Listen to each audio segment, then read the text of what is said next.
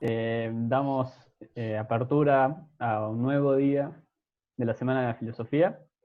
Eh, Nuestro primer expositor fue exalumno, ¿no? Exalumno. Bueno, está ahí, está ahí. Aún no es profesor, pero puede que mañana sí. Él puso que es alumno de la UCA, así que se lo vamos a respetar. Interesado en temas relacionados a la lógica, es el principal proveedor de los memes de Instagram. Siempre aparece siempre se reconoce sus aportes en nuestros memes de los miércoles. Pueden verlos. Ayer subí uno. Es de él. Sí. Muy Gran actor. Sí, actuó el año pasado en una obra dirigida por las chicas de letras. Creo que hay una acá presente. Eh, ¿Qué más decir del gran Franco? Expresidente también del Centro de Estudiantes con Facu. Bueno, podríamos decir mucho más, pero no lo voy a agobiar con eso, así que sin más, Franco, te dejo la palabra. Todo tuyo. sí. Me llamó la atención, es como una reunión presidencial en cierto aspecto, ¿no? ¿Somos cuánto? ¿Un cuarto? Ya puedo compartir pantalla, ¿no? No, todavía no puedo.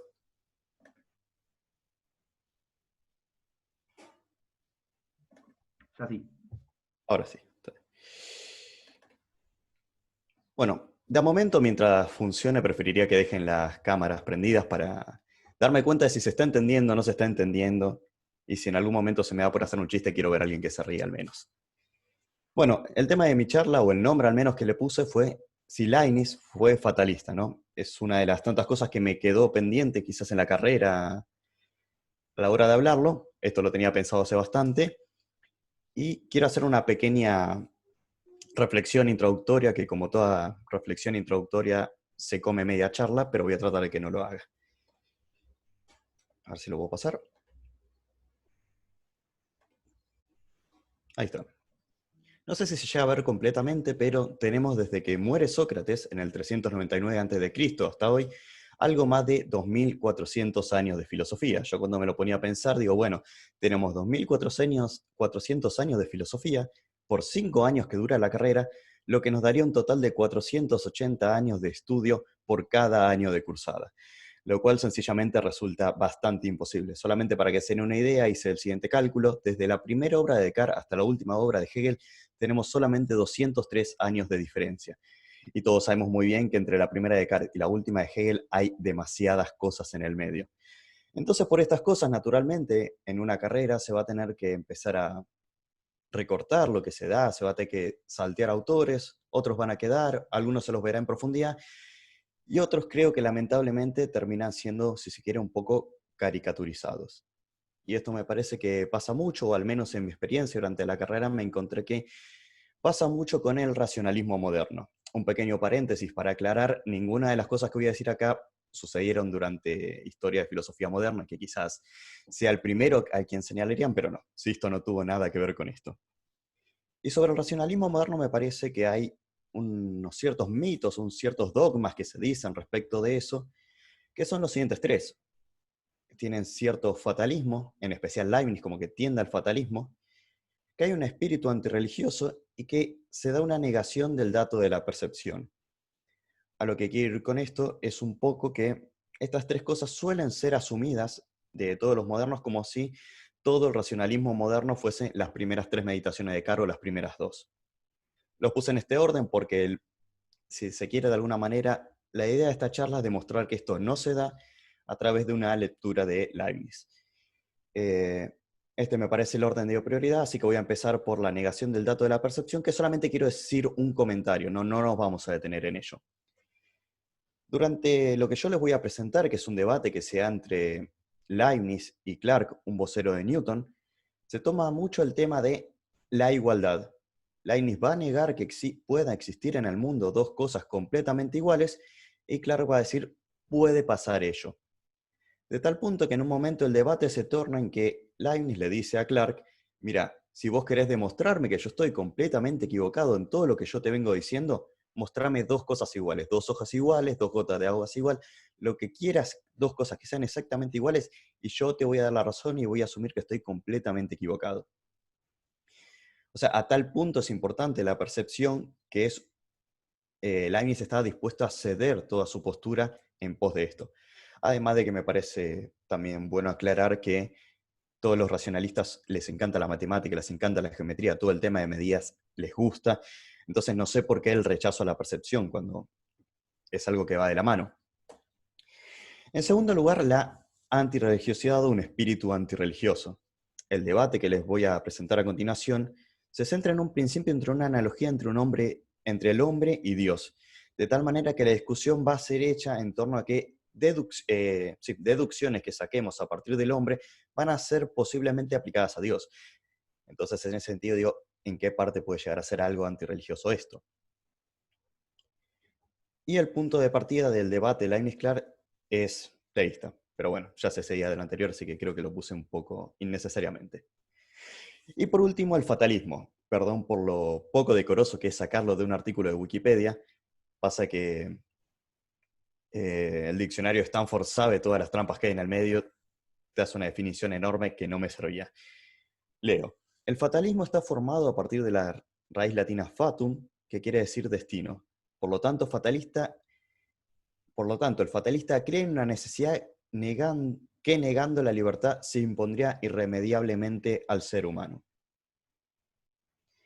Y acá lo voy a nombrar a el actual presidente del Centro de Estudiantes, que un día, estando en el centro, me hizo una pregunta que más o menos parafraseándola, creo que se puede leer de la siguiente manera. Si Dios no puede crear otra cosa que lo mejor. Pequeña aclaración, por lo general a Leibniz se le adjudica que crea el mejor de los mundos posibles, y de alguna manera se lo critica despectivamente como diciendo, Leibniz al decir eso nos está diciendo que Dios no es libre, o sea que el Dios leibniziano es un Dios imperfecto. Entonces Feli me hizo una pregunta que creo que se puede formular de la siguiente manera. Si Dios no puede crear otra cosa que lo mejor, ¿por qué llamar a este mundo el mejor de los mundos posibles? Si sería en realidad el único posible, ¿no? ¿En dónde radica la diferencia entre posible y necesario si es este el único mundo que puede crear por ser el mejor? ¿Se me va extendiendo hasta acá? Si no, puedo ir un poco más lento. Ok. A partir de esto me gustaría hacer un pequeño medievalismo, un set contra, y empezar a ponerme todas las razones en contra por las cuales el planteo de Leibniz parecería al menos no tener sentido. ¿No? En primer lugar, si el mundo es necesario, pierde sentido en la expresión el mejor de los mundos posible, ¿no? ¿Para qué decimos que este es el mejor de los mundos posibles si en última instancia es el único posible? No es que es contradictorio, pero pierde bastante el sentido. Número 2, si es el único posible, la omnipotencia de Dios es algo absurda. Solo habría una posibilidad. Está bien, no es absurda lógicamente, pero ¿para qué le digo omnipotente si solamente puede crear de una sola forma? Si Dios tuviese una sola posibilidad, no sería libre. Sería un Dios imperfecto. Y por último, como englomerando todas estas, si este es el único mundo que puede crear un ser imperfecto, que es Dios por lo que venimos diciendo antes, ¿por qué decir que sería el mejor de los mundos posibles? Bueno, para responder todo esto que les venía diciendo recién, y como ya les anticipé, me voy a basar en el debate que tienen Leibniz y Clark, y que por si nadie los conoce, Leibniz es el de rulos y Clark es el narigón. Y si por no fue lo suficientemente claro, el de la izquierda es Clark, el de la derecha es Leibniz. Una pequeña aclaración, Clark, como curiosidad, es una especie de portavoz de Newton, y se cree mucho que en el debate Newton de alguna manera lo asistía o le ayudaba a confeccionar las cartas. El debate que se va a dar en estos autores va a ser en forma de cartas, va a estar de por medio no sé si era princesa o reina de Gales, que de alguna manera mandan 5 cartas de un lado y del otro, contestándose puntos en específico y haciendo, si se quiere, un gran debate, debatiendo muchos temas de fondo. La verdad que yo quería hablar únicamente en este tramo sobre la lógica en Leibniz y Clark, pero se mezcla con tantas otras cosas que me fue imposible, así que voy a ir tocando otros puntos. Y nada, sencillamente eso. Hago la aclaración de que hay un montón de cosas del debate que dejó afuera, no lo digo por humilde porque en serio dejé muchísimo afuera, y que solamente nos vamos a concentrar en un par de pequeños puntos. Hablando de estos dos autores, me gustaría presentar primero un punto de partida que van a tener ambos en común para debatir. El punto de partida es Dios es aquello más perfecto pensable, digamos, Dios se va a encontrar como aquello de las cosas que pensamos lo que... no quiero hacer una equiparación con Anselmo, pero es más o menos algo por el estilo, ¿no? y que es equiparable el hombre y Dios en una estructura analógica, ¿no? Cuando alguien habla de una analogía, podemos hablar de una analogía en dos sentidos. Cuando dos cosas se parecen físicamente, como dos personas que son parecidas, dos gemelos, o en analogía. ¿Qué quiere decir analogía? Es que comparten estructuras, perdón, o una analogía formal. ¿Qué quiero decir una analogía formal? Que comparten estructuras. Que yo teniendo ciertas deducciones de un lado, puedo pasar al otro y sacar las mismas conclusiones, porque digo que las dos estructuras son equivalentes. Y lo que nos dice Leibniz en la primera carta, sí, entre corchetes lo puse yo para darle un poco de sentido a la carta.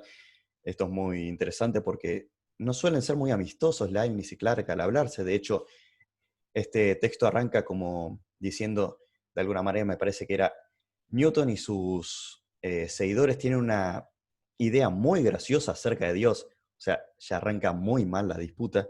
Dice, si Dios tiene necesidad de poner a punto de vez en cuando su reloj, no ha tenido suficiente imaginación para crear un movimiento perpetuo.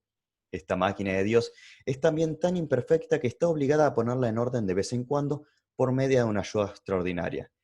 No, lo que está planteando Leibniz acá es que hay una analogía, hay una relación equivalente entre Dios y el mundo, Dios y la creación, y un hombre con un reloj, ¿no? El relojero con su reloj.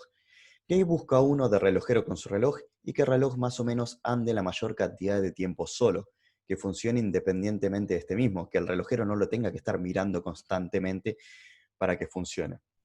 Y esto mismo le está criticando Leibniz a Newton y a sus seguidores, ¿no? De alguna manera, pensar que Dios tiene que estar detrás del movimiento todo el tiempo es hacer un Dios medio ingenuo, que no tuvo la capacidad de crear un movimiento perpetuo de tal manera que se pueda desligar un poco del mundo. Ahora, Clarke le va a responder a esta crítica a Leibniz y le dice, él no solamente compone y pone las cosas unas junto a las otras, sino que él mismo es el autor y continuo preservador y de sus fuerzas originales o fuerzas motrices.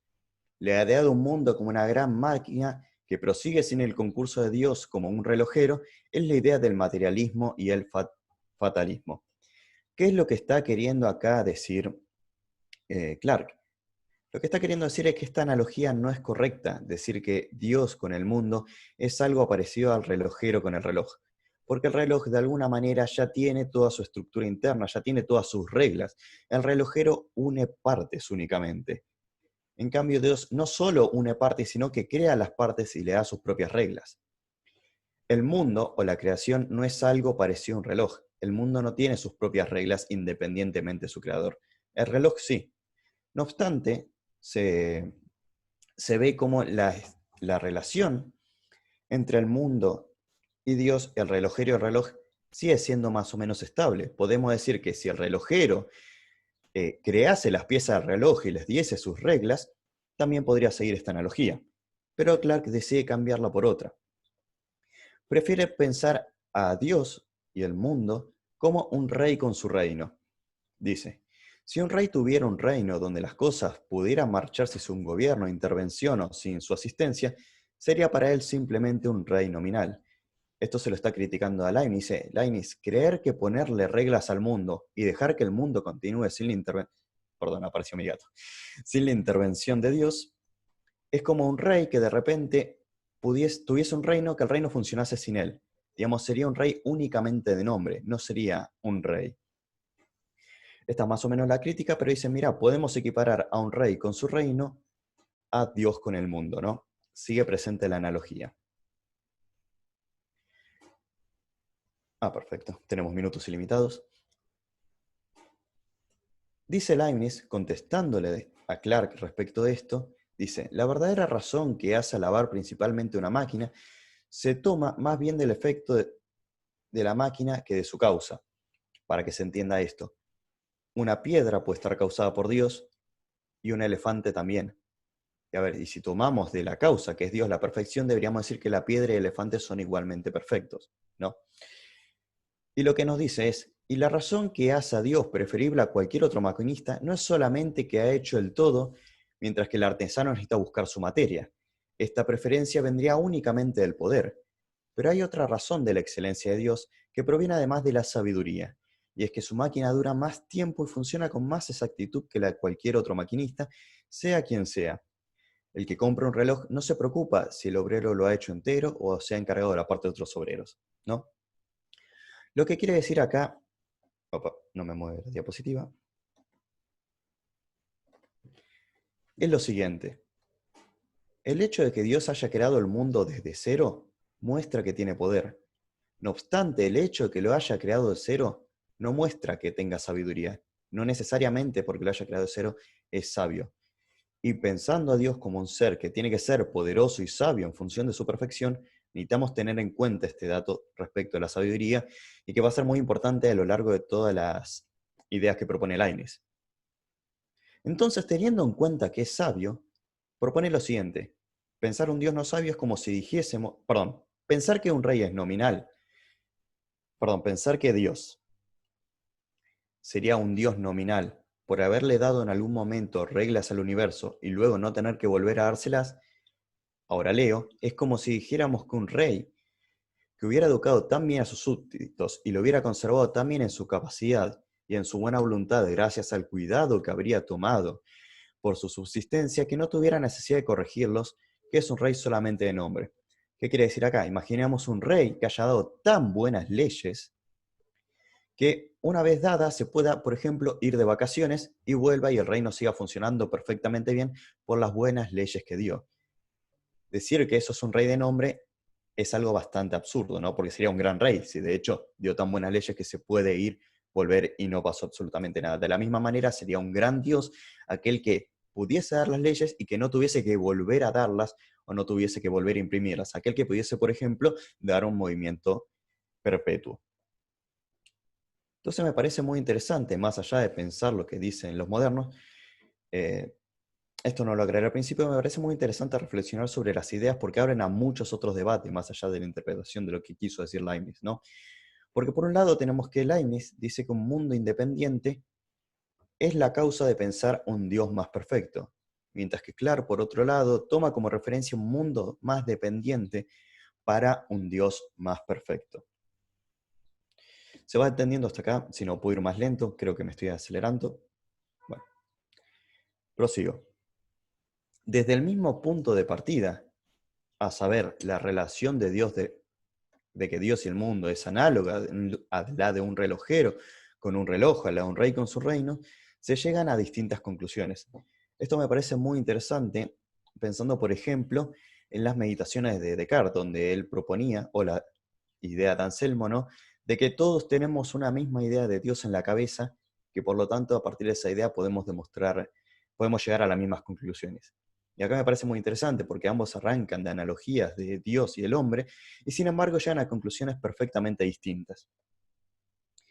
Ahora va a pasar lo mismo cuando aceptemos el principio de razón suficiente. El principio de razón suficiente, que va a ser el segundo punto de partida dentro del debate entre Leibniz y Clarke, es que nada ocurre sin que haya una razón para que aquello haya de ser así, más bien que de otra manera. Creo que el mismo nombre dice más o menos de qué trata. Todo lo que ocurre, ocurre porque hay una razón detrás para que esto mismo ocurra, ¿no? Hay un conjunto de cómo pueden llegar a ser las cosas y de cómo de hecho son las cosas. Y lo que va a estar, si se quiere, acá en el límite, son las razones suficientes. Esto lo dice Leibniz en su segunda carta. Clarke acepta este principio de razón suficiente diciendo lo siguiente: es verdad que nada existe sin que haya una razón suficiente, pero esta razón suficiente no es otra cosa que la mera voluntad de Dios. Suponiendo que dos sistemas o partículas de materia son iguales, no puede haber otra razón que la mera voluntad de Dios. Si ella no pudiera obrar nunca sin una causa predeterminada, igual que una balanza que no se mueve sin un peso que la incline, este hecho tendería a eliminar todo poder de elección e introducir a la fatalidad. Nuevamente, Clarke está acusando a Leibniz de fatalista. ¿Qué es lo que quiere decir acá Clarke? Vamos a tratar de explicar un poco. Supongamos dos árboles, ¿no? Un limonero y un naranjo. Lo que va a decir Clarke es, puede que haya razones para que el naranjo esté en lugar A y el limonero esté en el lugar B. No obstante, va a haber momentos o va a estar la posibilidad de que estén en un orden distinto únicamente por la voluntad de Dios. que Dios diga, yo quiero que el limonero esté en el lugar A y no en el lugar B, y viceversa. Esto también lo va a hacer un poco más fuerte. Supongamos este ejemplo, el limonero y el naranjo.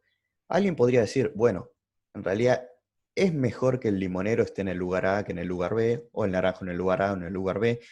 Digamos, hay cierta intención, cierta razón por la cual creer que Dios se va a inclinar más por uno que por otro. Ahora, ¿qué pasaría con las cosas que son completamente iguales? ¿No? De alguna manera, no va a haber una razón, no va a ser mejor que la hoja 1 esté en el lugar A o en el lugar B, y viceversa, porque son perfectamente iguales.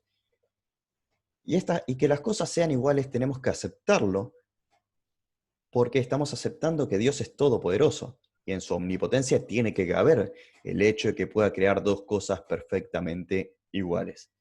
De tal manera que teniendo dos cosas perfectamente iguales, que una esté en el lugar A y otra esté en el lugar B, únicamente tiene sentido en vistas a que Dios quiere que sea así por su mera voluntad.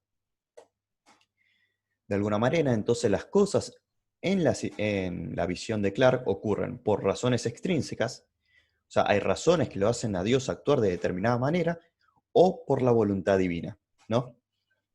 Dentro de las razones suficientes para que obre Dios, están las razones y la voluntad divina, o si se quiere al revés, Dios elige según su voluntad en donde están inmersas razones, y por fuera de las razones hay otras cosas que hacen, estaría la voluntad de Dios que actúa por sí sola sin ver estas razones. Porque Clarke lo que piensa es esto: si Dios se encuentra determinado por razones extrínsecas, o sea, hay razones por las que Dios deba actuar de manera necesaria, entonces no es libre ni omnipotente, porque no puede elegir qué cosas hacer, y por no poder elegir qué cosas hacer, no las puede todas. De alguna manera, lo que le critica a Clarke a Leibniz es decir, vos estás pensando a Dios como si fuese una balanza, ¿no? De tal manera que las razones son pesos. Vos a la balanza, si le pones peso de un lado, se va a inclinar; si le pones más peso del otro, se va a inclinar del otro lado. Entonces lo que va a decir Clarke es Leibniz lo que está pensando es que Dios es como una balanza. Si le pones un poco más de razones de un lado y un poco más de razones del otro, va a depender de las razones y su peso para qué lado se va a inclinar. Le va a decir que Leibniz toma a Dios como si fuese un sujeto pasivo, que se deja llevar únicamente por las razones. Es como si Dios fuese una máquina, ¿no? Carente de libertad. Y esto lo va a extrapolar y lo va a mostrar también en otros ámbitos. Una de las preguntas que va a hacer Clarke es, bueno, Dios crea el mundo. ¿Por qué Dios no crea un mundo exactamente igual un minuto antes o un minuto después? Si es exactamente igual, no va a haber ninguna diferencia. Entonces, que lo haya creado en un momento exacto puede deducirse únicamente de su voluntad. Lo mismo del espacio. ¿Por qué lo crea en un lugar A y no en un lugar B? ¿Por qué no lo crea un metro antes o un metro después? Si en última instancia sería exactamente igual. Bueno, esto únicamente se puede explicar porque Dios lo quiso así. No podemos apelar a razones con dos cosas que son iguales. Una pequeña aclaración que alguno ya se habrá dado cuenta: espacio y tiempo son tomados como absolutos dentro del pensamiento de Clarke y de Newton. Entonces, teniendo todas estas cosas en contra para hablar sobre Leibniz y preguntarnos sobre si realmente era fatalista o no era fatalista, si Dios era libre o no era libre, y cuál era su verdadera concepción respecto de Dios, me gustaría leer algo respecto de la quinta carta, la última que escribe. No estoy seguro, pero no sé si esto no es lo último que escribe Leibniz, porque nos llega a escribir una sexta carta porque él muere. Digamos, esta carta la escribe en 1716. Se las leo. Es verdad que las razones producen en el espíritu del sabio y los motivos en cualquier espíritu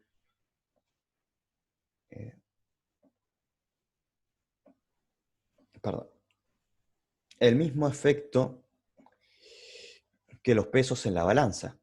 Se objeta que en esta noción llega a la necesidad y a la fatalidad, pero se dice sin probarlo, y sin tomar en cuenta las explicaciones que he dado otras veces para evitar todas estas dificultades que se pueden oponer a esto. Lo que quiero mostrar acá es que Leibniz se hace cargo de todas las preguntas que dejó antes Clarke y de todas las acusaciones que se le dio antes Clarke.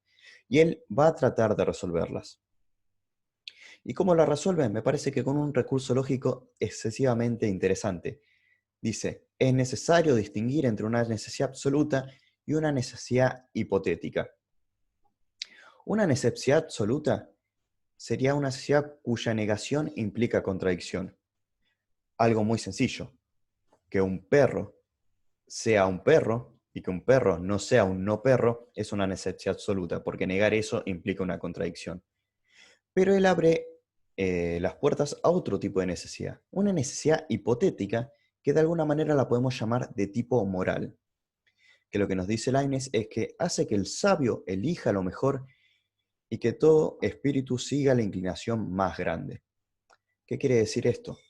La necesidad hipotética de tipo moral sería, por decirlo de alguna manera, es como la persona buena que conoce lo mejor y que de alguna manera necesariamente actúa en función de lo mejor.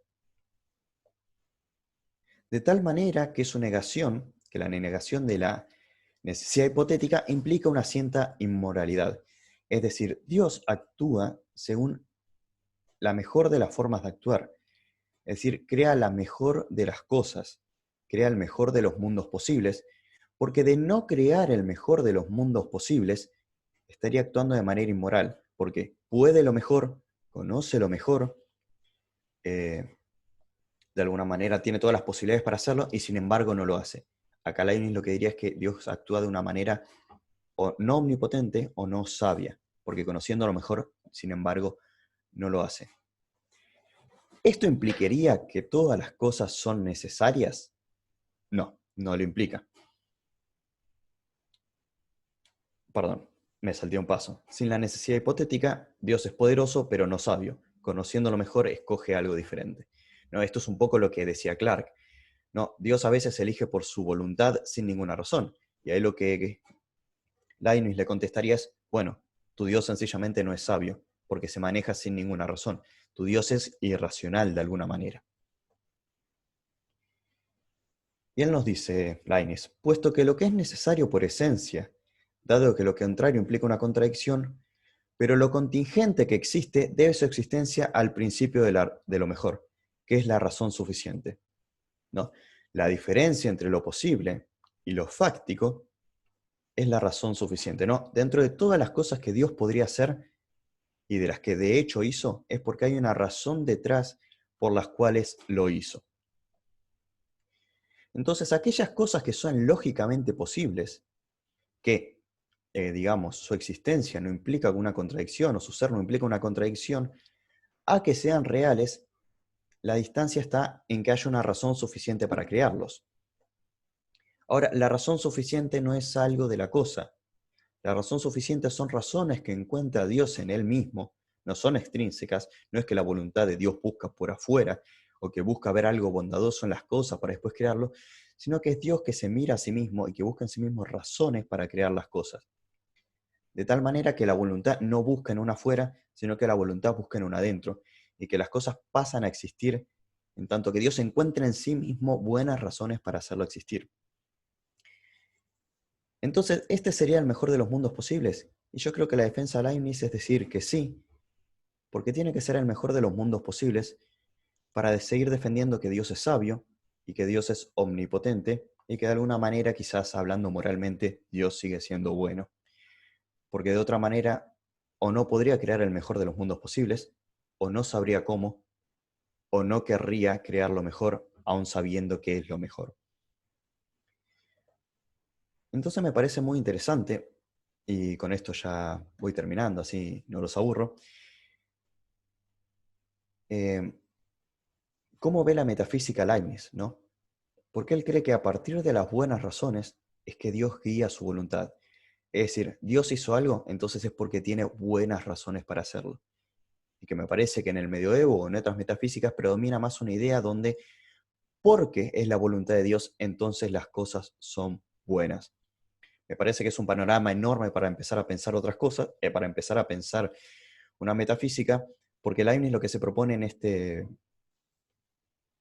esta idea de meter el principio de razón suficiente o las ideas como buenas razones, es hacer una metafísica demostrativa, de tal manera que vamos a poder hacer una metafísica demostrativa y científica basándonos en que todo lo que hace Dios lo hace por buenas razones. Ahora, alguien de ustedes me podría preguntar, ¿y qué pasó con la libertad de Dios? Ahora, esto también me parece muy interesante. Leibniz va a redefinir la libertad. Leibniz nos dice, en cuanto a la necesidad moral, la que llamamos antes hipotética, no suprime tampoco la libertad. Pero cuando el sabio, y sobre todo Dios, sabio soberano, escoge lo mejor, no es menos libre. Por el contrario, en esto reside la libertad más completa, en no estar imposibilitado para hacerlo mejor. Eso me parece genial.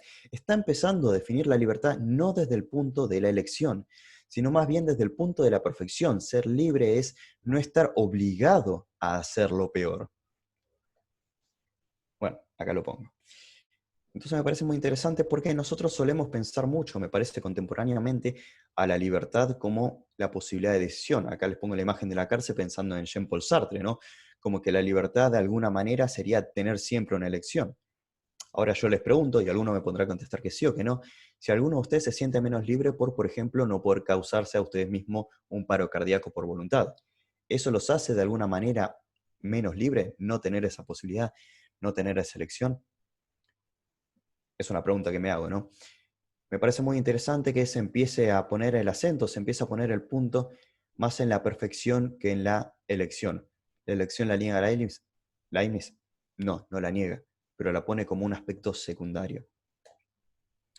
Entonces, para finalizar, creo que me pasó un poco de tiempo, pensaba hacerlo más rápido. La pregunta, ¿es Leibniz fatalista o no es fatalista? Y él mismo lo responde. Dice, me objetan que no admitirla sin primera voluntad sería quitar a Dios la posibilidad de elegir y que ello sería caer en la fatalidad. Pero es todo lo contrario, se mantiene en Dios la facultad de elegir, puesto que se funda sobre la razón de la elección conforme a su sabiduría. Y no es esta fatalidad lo que es necesario evitar, que no es otra cosa que el orden más sabio de la providencia, sino una fatalidad o necesidad bruta, donde no hay sabiduría ni elección. Entonces mi respuesta es que sí y no. El mundo se rige por una providencia y no escapa de ese regir. Bueno, sí, Leibniz va a afirmar eso. Abro un pequeño paréntesis. No obstante, Leibniz habla siempre del hombre, y esto todavía yo no supe cómo unirlo, va a hablar siempre del hombre como un ser libre, ¿no? Que quizás es algo que a alguien se le puede llegar a ocurrir en este momento, cómo es Dios providente y el hombre libre. Es algo que yo reconozco todavía no supe responder dentro de este texto, pero por otra parte, la providencia es libre, porque Dios es libre. Entonces, en este sentido, no es fatalista, porque hay un espacio para la libertad. Solo eso. Gracias por escuchar. Muchas gracias, Franco, por tu exposición. Muchas Bueno, gracias. momentos de preguntas y de comentarios. Para hacerlo de manera más ordenada, si van a participantes, pueden levantar la mano virtual. Yo los veo ahí y a medida que levantan, les voy dando la palabra.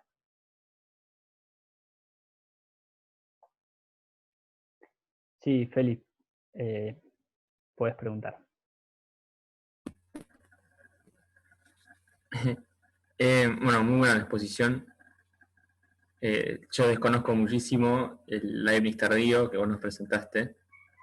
Yo estoy más al tanto de, bueno, lo que siga el joven Leibniz, que va del 64 al 78 más o menos, que cuando muchas de estas cosas las aprende de autores como Nicolas Malebranche,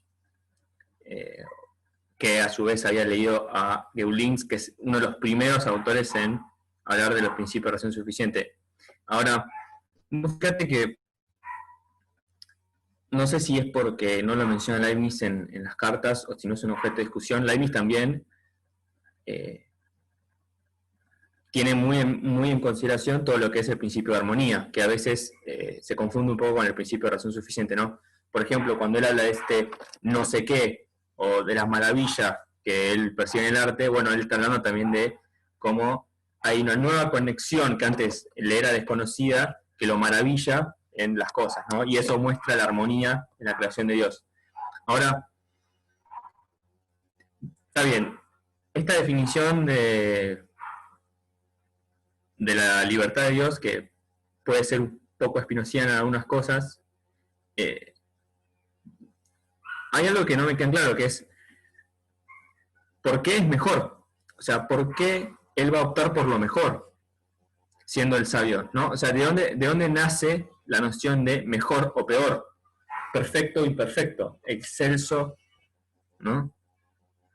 ¿De dónde surge esa noción? Porque si uno piensa en esta especie de determinismo que hay, más allá de que uno piense en lo hipotético o no, que eso está más vinculado con la imaginación, cuando yo pienso el mejor de los mundos posibles, por ejemplo, ¿en comparación con qué lo estoy pensando? ¿No? Porque el término de mejor o peor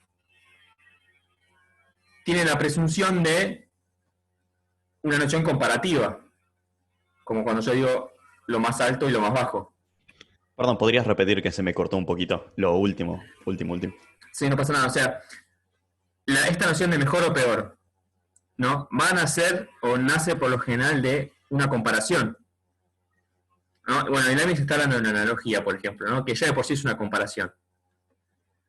Entonces, ¿qué está comparando Dios cuando está haciendo lo que es mejor dentro de sus posibilidades?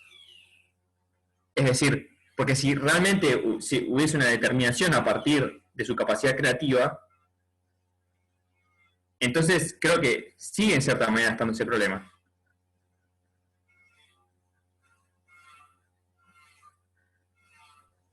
Perdón, hasta ahí la pregunta, ¿no?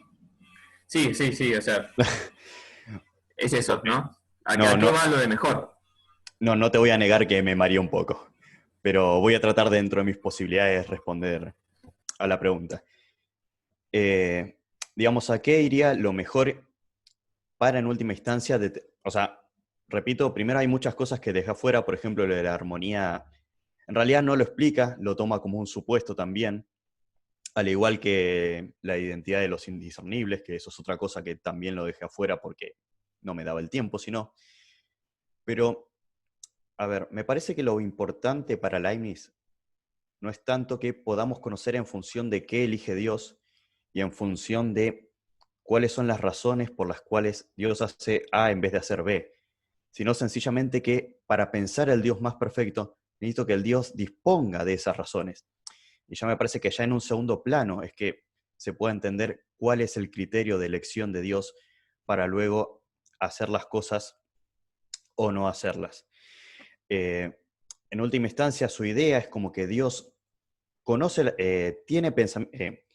conoce las cosas que puede hacer y conoce también el orden y la disposición y las relaciones de las cosas que crea.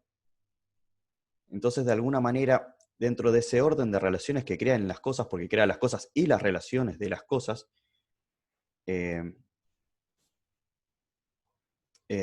¿cómo sería esto? Busca un mundo tal que lo entienda como el mejor. Pasa que, bueno, vuelvo a tu pregunta. Me parece que no le importa tanto el hecho de que comprendamos cuál es el criterio divino para elegir, sino decir que si Dios crea, entonces tiene que tener dicho criterio. Y dicho criterio se tiene que regir por lo mejor, aun si no sabemos muy bien qué es lo mejor o cómo se determina lo mejor. Creo que no te respondí, pero es lo que se me ocurre decirte. No, yo creo que la mayor parte de los objetores de Leibniz no reparaban en esta posibilidad de que cuando se habla de mejor no se está dando de mejor en función de los ojos de Dios, sino que se está dando de mejor en función de nuestra capacidad imaginativa de crear hipótesis, posibilidades Sí. inexistentes, donde podría ser peor. ¿Sí? Pero sí, igual ya te digo, yo del último año no sé nada, por eso preguntaba. No, yo tampoco sé mucho más de lo que dije igual. ¿Alguna otra pregunta, comentario que alguno quiera hacer? Todo comentario, pregunta es bienvenida.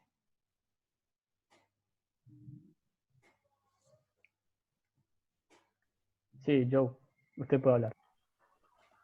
O sea, perdón, Sí. a ver si entendí. O sea, Dios está limitado para crear.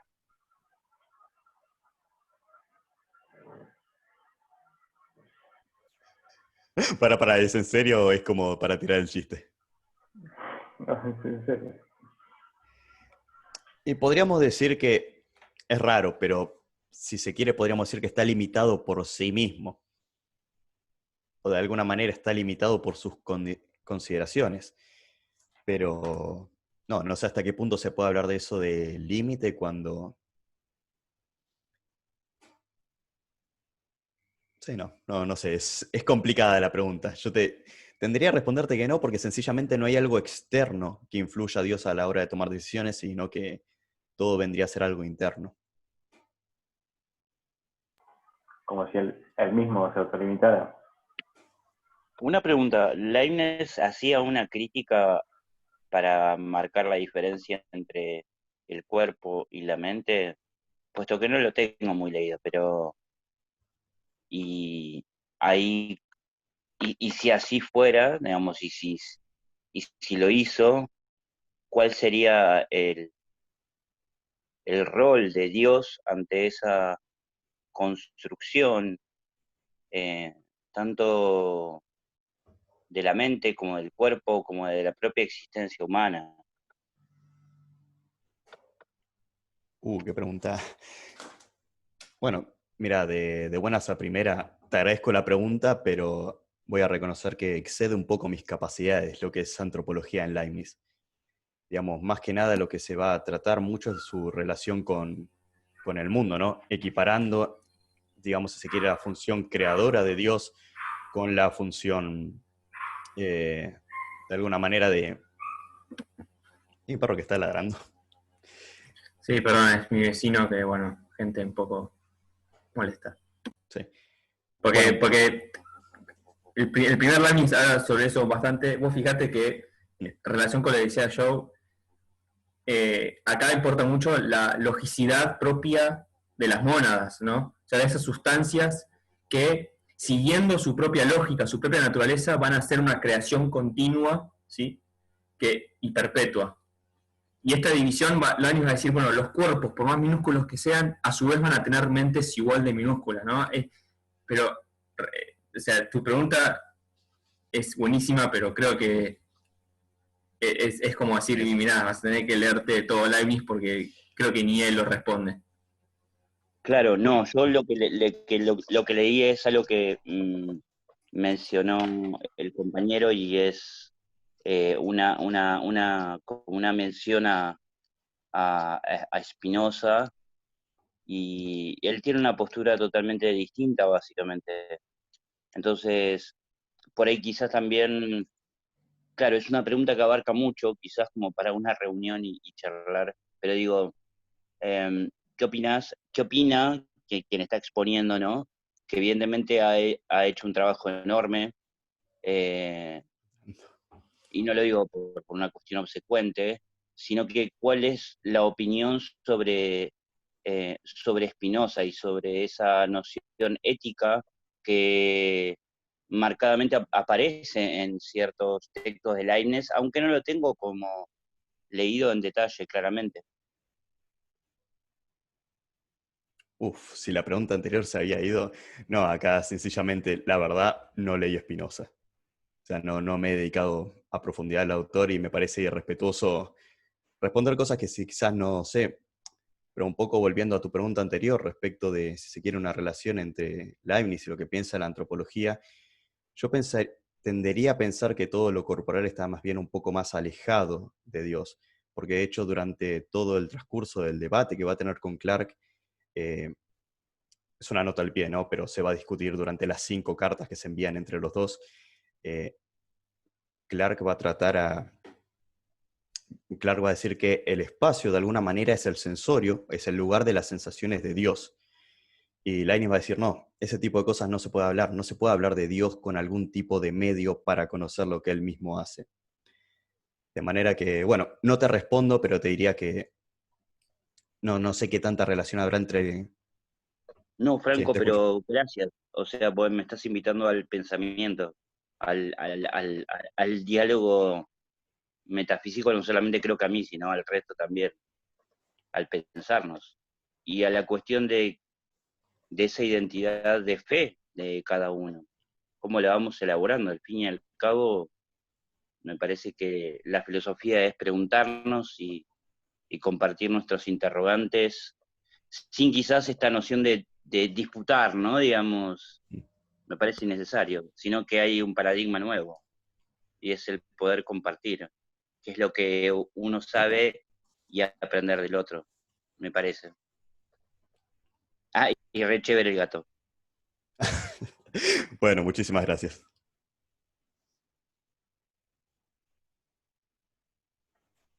Bueno, si les parece, hacemos 10 minutitos de recreo, si nadie más tiene una pregunta o algún comentario. Muchas gracias, Franco, por tu exposición. Me quedó muy claro que Leibniz es fatalista. No entendía nada. Nada, así que los vemos en un ratito, en 10 minutitos para la siguiente charla.